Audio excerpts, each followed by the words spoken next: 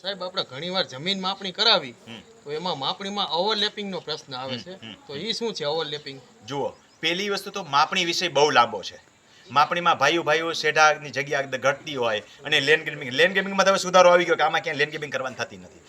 બીજી નંબરમાં આવે એકબીજાની જમીનો ઘટતી હોય તો સુપર ઇમ્પોઝ બેહાડવાની. માપણી શીટમાં શંકા હોય તો સુપર ઇમ્પોઝ સુપર ટેસ્ટ લઈ શકાય. ત્રીજા નંબરમાં મૂળમાંથી જમીન ઘટતી હોય અને તમારી પાસે જમીન કબજામાં હોય અને એક જગ્યાએ ડોક્યુમેન્ટમાં હોય ને બીજી જગ્યાએ ડોક્યુમેન્ટમાં ઘટી ગઈ હોય તો એને શેખડાબારાના કેસ કહેવાય.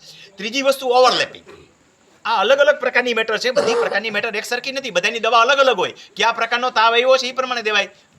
મેડિકલ સ્ટોરમાં એટલે પેરાસિટામોલ જ ન ખાતા રખાય, ચેક ન્યુમોનિયા થઈ જાય ક્યાંક. તો કેસનો પ્રકાર પહેલા કેવો છે એ સમજી લેવાનો. હવે તમે જે પ્રશ્ન પૂછેલો છે એમાં ઓવરલેપિંગ છે. ટિપ્પણ જ્યારે ઓવરલેપિંગ હોય ત્યારે જેના કબજામાં જે મિલકત છે એની ગણાય.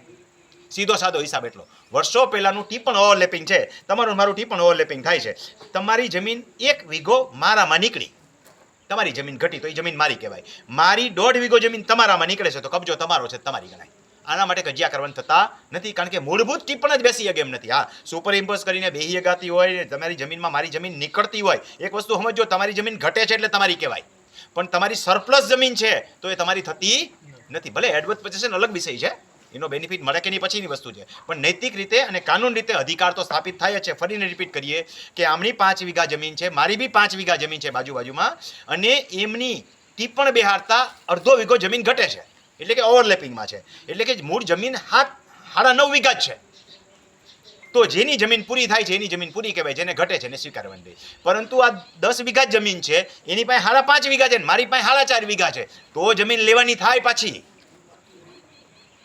બરાબર સમજો. એટલે ખોટી રીતે કોઈને દાવા કરવાની, ઈમાનદારી રીતે નીતિમત્તાથી એટલું સ્વીકારવાનું કે આપણી પાસે જેટલું 7 નંબરમાં છે એથી વધારાનું હોય તો મારે કોકને દેવાનું થાય છે. એમાં મારું ઘટે છે ને બાજુવાળાને નથી નીકળતું તો સીધો સાદો હિસાબ કે ઘટે છે જમીન. તો ઘટતી જમીન કાંઈ ઉપરથી ભગવાન આવીને પૂરી ન કરતી.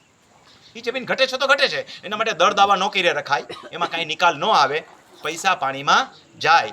આવું ન થાય એટલા માટે ખેડૂત મિત્રો યુટ્યુબમાં જઈ રમણીકભાઈ કોટડિયા લખી ઘટતી જમીન વિશેના તમામ વિડીયોની એક પ્લેલિસ્ટ બનાવેલું છે. આ ભાઈઓ જે તાલીમ કેમ્પમાં આવ્યા છે, વિડીયો ફેરવો બાજુમાં, એમ આ તાલીમ કેમ્પના આગલા દિવસે મળવાવાળા આવ્યા છે. હજી તાલીમ કેમ્પમાં તો આનાથી 4 ગણી વ્યક્તિઓ આવશે. તો તાલીમ કેમ્પમાં આવી શકો તો તાલીમ કેમ્પમાં આવો, ના આવી શકો તો તાલીમ કેમ્પના બધા વિડીયો તમને યુટ્યુબની અંદર જે પ્લેલિસ્ટમાં જશો એટલે 9મા તાલીમ કેમ્પના 10મા તાલીમ કેમ્પના બધા વિડીયો મૂકેલા છે. એ વિડીયો જોઈને તમે ઘરે બેઠા પણ જ્ઞાન મેળવી શકો. મોટા ભાગના ખેડૂતોના પ્રશ્નો જ્ઞાનના અભાવના કારણે છે.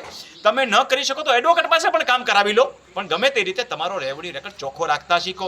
અને હાથે કામ કરવું હોય તો તાલીમ કેમ્પમાં આવજો. જેની જેવી ક્ષમતા એટલું શીખી જશે. કોઈને એમ નથી કહેતો કે તું 100% શીખી જાય.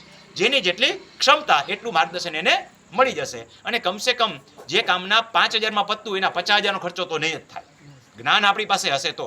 જ્ઞાનના અભાવે કોઈ કોઈને લૂંટતું નથી. તમે છેતરાવ છો, છેતરાવી આપણી મૂર્ખાઈ છે. વસ્તુ આપણે લેવા જઈએ છીએ તો રીંગણાનો ભાવ આપણે 4 જગ્યાએ પૂછીએ છીએ ને. એકને 40ના કિલો વેચવા છે, એકને 20ના કિલો વેચવા છે, એકને 60ના કિલો વેચવા છે. તમને ખબર હોવી જોઈએ કે ભાવ શું છે, તો વ્યાજબી શું કહેવાય એ આપણને ખબર પડવી જોઈએ.